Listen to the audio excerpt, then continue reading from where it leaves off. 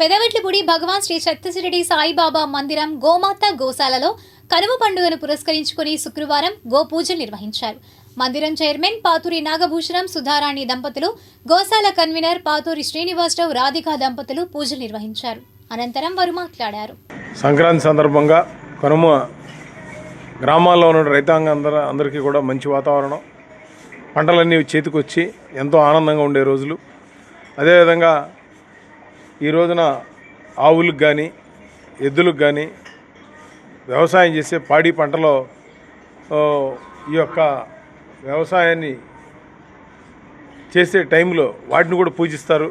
మన భారతీయ సంస్కృతిలో అన్ని జంతువులకి కూడా ఏ ఒక్క జంతువుని వదలకుండా మనం పూజించే ఒక సంస్కృతి ఉంది. ఆ సంస్కృతిలో భాగంగానే కనుమ రోజున చక్కటి ఈ పూజా కార్యక్రమం ఈ రోజున మహిళలందరూ కూడా ఇక్కడ ఈ ఆవులకు పూజ చేయటం, అదేవిధంగా గొబ్బెమ్మలు, హరిదాసులు రావటం, లేకపోతే బుడబుక్కల వాళ్ళు అందరూ కూడా మన ఏదైతే సంస్కృతి ఉందో దాన్ని నిలబెట్టేదానికే ఈ రోజున ఈ సంక్రాంతి సందర్భంగా రైతుల యొక్క పండగ దీన్ని భావిస్తూ ఉన్నాం. మోడీ గారు కూడా చెప్పారు నిన్న, ఇది రైతుల యొక్క పండగ.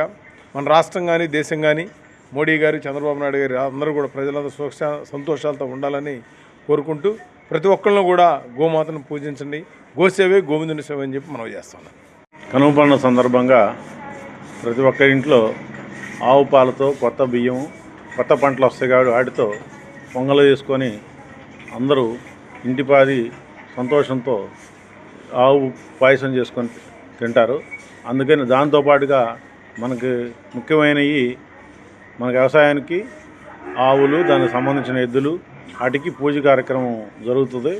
ఎందుకంటే మనకి ఇప్పుడంటే ట్రాక్టర్లు వచ్చినాయి, కానీ పురాతనం నుంచి మనకి అయ్యే వ్యవసాయానికి కానీ దేనికైనా మన దేశం కూడా హిందూ సాంప్రదాయం ప్రకారం అంతా వ్యవసాయం సంబంధించిన సంబంధం తప్పితే వేరే తక్కువ.